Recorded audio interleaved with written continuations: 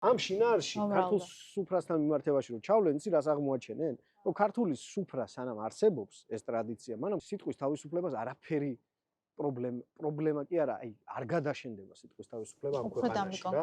იცი რატო? იმიტომ ჯერ წარმოიდგინე რამდენად მაგარი ფორმაა რომ ქართული სუფრის წევრები ქართულ სუფრაზე თამადაც ირჩევენ. ეს ერთი რა წინა მძღოლს ირჩევენ. და ირჩევენ იმიტომ კი არა რომ ან რაღაცის გამო კი არა, იმიტომ რომ კომპეტენცია აქვს რა. სიტყვა პასუხი აქვს. იცის რაღაცე და კომპეტენციის გამო ირჩევენ.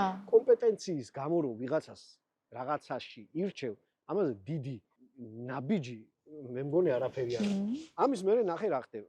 თამადად გება და რაღაცა თემებს გაძლევს. სადღეგრძელოებად გაძლევს თემებს. სამშობლო, ღმერთი, სიყვარული, გარდაცვალება, შვილები, მომავალი, წარსული, ქალი, ქალთან ურთიერთობა, რავი, მეგობრობა. აი, ბევრ თემას გაძლევს, გაწვდის რა.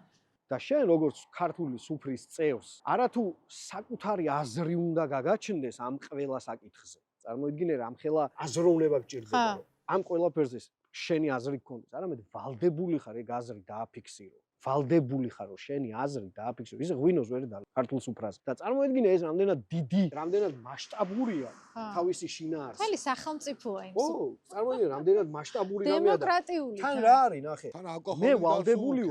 მე ვალდებული ვარ გისმინო და თუ კი არ გეთანხმები ჩემს ადგილზელოში დავაფიქსირო ის რომ არ გეთანხმები და მე შენ ხარ ვალდებული რომ მისმინო. რაღაცა დროში აი ამ ტრადიციას თავის ფუნქცია ქონდა. მე დრო რო შეიცვალა, ეს ტრადიცია კი დარჩა, მაგრამ მექანიკური გახდა, შინაარსი გამოეცალა. ახლა დაბრუნდება ის დრო, როდესაც ამ ტრადიციას ისევ მიეცემა რაღაცა შინაარსი. ტრადიციის შენარჩუნება რას ნიშნავს? რომ ტრადიცია იმ დროში შეინარჩუნო, როცა ის საჭირო აღარაა თითქოს.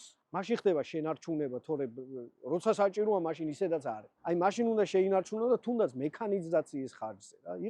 იყოს მექანიკური, მაგრამ იყოს მოვა დრო, რომ ახალი შინაარსი მიეცემა რა. ან შეიძლება ძველი შინაარსი მიეცეს. ხო, მივხვდი რასაც ამიტომ მნიშვნელოვანია რა.